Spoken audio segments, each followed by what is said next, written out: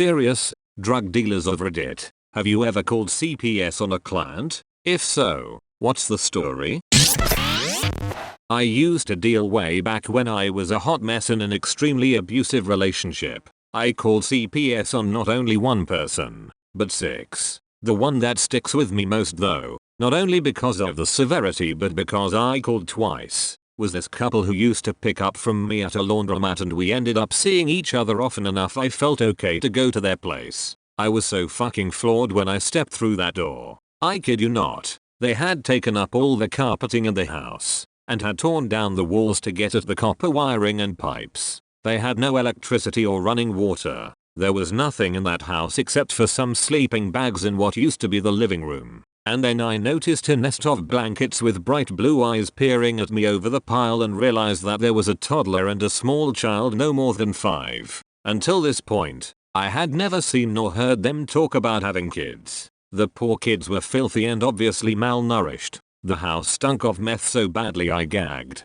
I couldn't believe it. I guess the look of shock was super apparent on my face because the dad said they were squatting and introduced me to their kids. I made some small talk and then left. The phone was ringing for CPS before I closed my car door. I gave them the address and let them know the conditions of the home, and they were squatting with 2 small children. Gave the names of the parents as I knew them and the names of the kids. They ended up going to jail for the squatting and the kids went to live with a relative. They ended up contacting me back to sell to them after they were bailed out of jail and I never responded. However, the guy I was with at the time ended up selling to them and they were living in a field in a tent with the kids. I got into a huge fight with my boyfriend over it and was so disgusted he still sold to them. I ended up calling CPS on them again. From what I heard from other people that knew them, the kids were taken permanently after that, and about a year later the mom ended up going to prison for attempted murder and the dad went to prison for check fraud some weeks after that.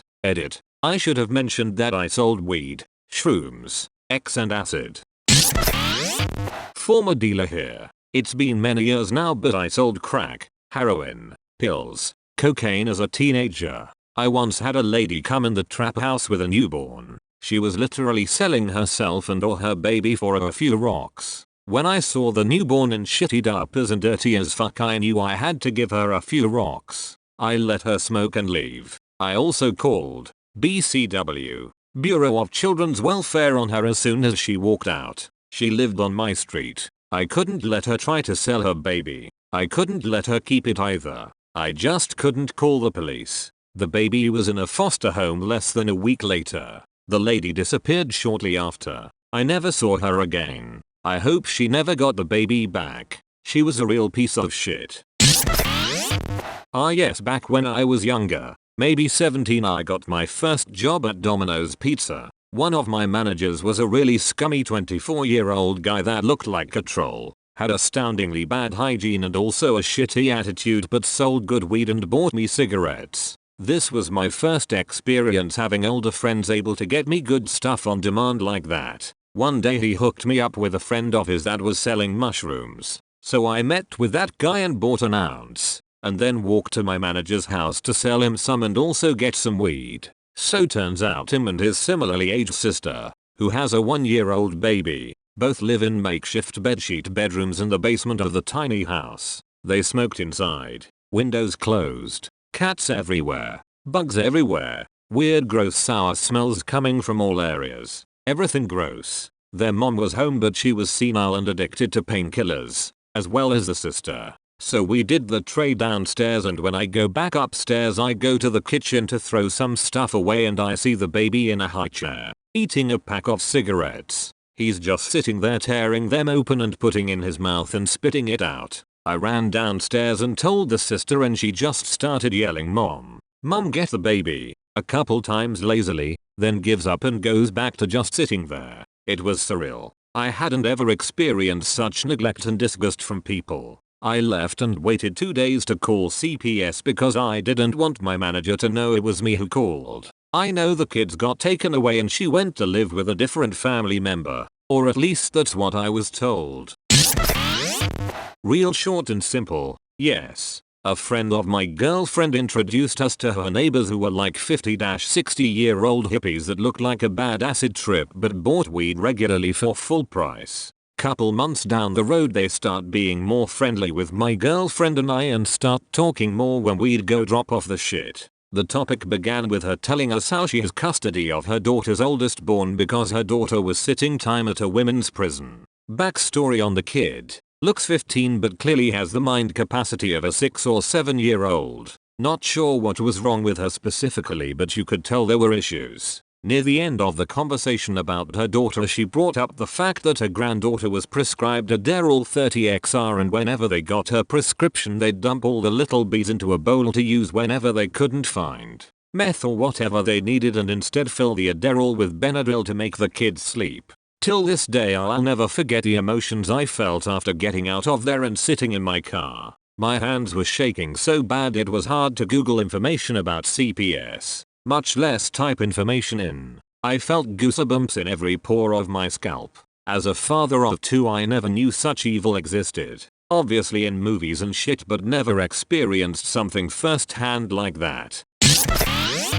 I'm not a dealer but I called CPS on my sister. She smoked a lot of pot. Not a huge deal. But one day when I was picking them up to come to my house she was on the floor smoking a bowl with him right next to her. She also told my husband there was meth in the house and her boyfriend was on acid. They also fought constantly, and I know it got physical. There was a time he threatened her and said if you weren't holding him I'd beat the shit out of you. She always complained that he never slept, but the first night he was at my house he fell asleep with no issue and did perfectly all week long. For the first 17 weeks of her pregnancy she was high, and told the doctors so it's frustrating that she got past that. She called me one day because they had been by the do a wellness check so I went to pick the baby up, 8-month old. The house was fucking disgusting. I had never seen anything like it. There were piles of trash bags filled with diapers and rotting food.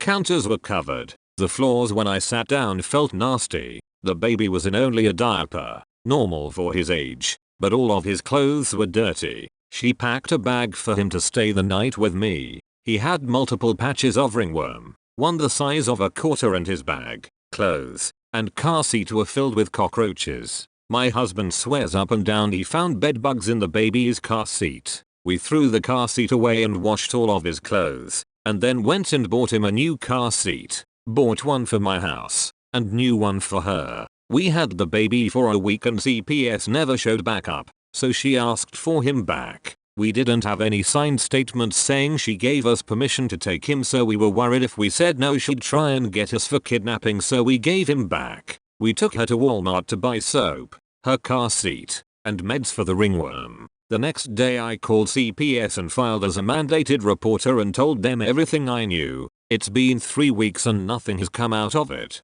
I talked to my sister a little while ago and asked about the ringworm. She said it's still there and that the doctors say there's nothing they can do, which I know is bullshit. It broke my heart to call but I had to. It kills me knowing he's in that house and I feel helpless. There's nothing else I can do. It's hard enough. My husband and I have our own 5-month-old baby but I would take that little boy in a heartbeat because at least I know he'd be in a clean, safe house with people to take care of him. He doesn't deserve that. Edit. I just want to thank everyone for their support in this. It's one of the harder things I've gone through with my husband and he has been so supportive and understanding. He's all for taking the baby if we get the chance. We are stressed out with life in general, and a new baby plus trying to do everything we can to make sure my sister's baby is safe. Sometimes I sit back and remind myself how that baby's life is and that no matter what I can't give up on him. Yes, we have called CPS multiple times, as well as the cops. I have pictures of the ringworm and a message from her saying the doctors can't do anything. I don't have any pictures of her apartment. I go in very rarely and after the one wellness check that was done she's pretty reluctant to let people around. Even when two cops knocked on her door for the check she refused to let them into the house. I don't know if they saw the baby or not. I don't know how much more I can do if the cops can't even get in. I am trying my hardest. I seriously am. I feel helpless because with everything I'm doing nothing seems to be coming out of it. I call for updated every other day on the case and I keep getting told to call back. and I plan to until someone tells me to go get the baby. Everyone who has seen or heard has made a report. I've offered to help her get away from her boyfriend and even let her and the baby move in with us, but she refuses to leave him. I've asked her to let me keep the baby, but the longest we did was a week, and she demanded we gave him back. She doesn't work, neither does the boyfriend. They live in government housing. The baby doesn't go to daycare, and she doesn't have health insurance as far as I know. I didn't know what else to do. I don't have too much knowledge other than my own experiences, and I have never dealt with something like this before, neither has my husband. It is so hard, and you have no idea how helpful a few strangers' support is to me. So thank you guys so much. Back in college I went over to a single mother's house to drop off some bud. The kid was 3 years old. I walk in and notice it is extremely smoky, and I immediately have a hard time breathing. It smelled like rotten shit, trash, and cigarettes. I was there for about 3 minutes and went to use the bathroom, where I noticed fresh and dried blood on the toilet and shit smeared all over the floors and up the walls. The shit was old and hardened, and dead bugs were in the corners of the bathroom and piled on top of the fesses. But that isn't the only icing on the cake. Once I left the bathroom, I went back out to the living room area and saw a big ass rat run right across the floor. Looked like he came right out of Ratatouille. Then the mother asked me if I wanted to take opioids, so I got the fuck out of the house and called CPS.